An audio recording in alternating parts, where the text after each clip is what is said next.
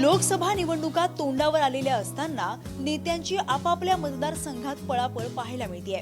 त्यात बीड लोकसभा मतदारसंघात देखील मुंडे भगिनी जोरदार सक्रिय झालेल्या पाहायला मिळतात। अशातच मुंडे भगिनींचा हृदयाला स्पर्श करणारा एक राजकीय क्षण व्यासपीठावर पाहायला मिळालाय, ज्यामुळे त्यांच्याकडे सगळेच जण पाहत राहिले। सध्या पंकजा मुंडे बीड जिल्ह्याच्या दौऱ्यावर आहेत। मतदारसंघ आणि जिल्ह्यातील विविध ठिकाणी त्यांच्या भेटीगाठी आणि सभा पार पडतायत। मात्र या वेळेतच पंकजा मुंडे यांच्या बोटाला इजा झाली। ते दिसताच छोटी बहीण असलेल्या प्रीतम मुंडे पुढे सरकल्या आणि त्यांचं पंकजाताईंबद्दलचं असलेलं प्रेम सर्वांनाच पाहायला मिळालं।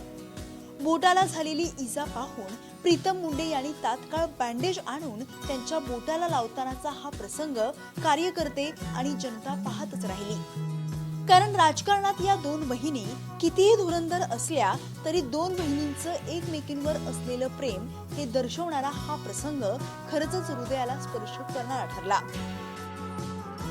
Rohit Dikshit, Maharashtra Times online, Beed.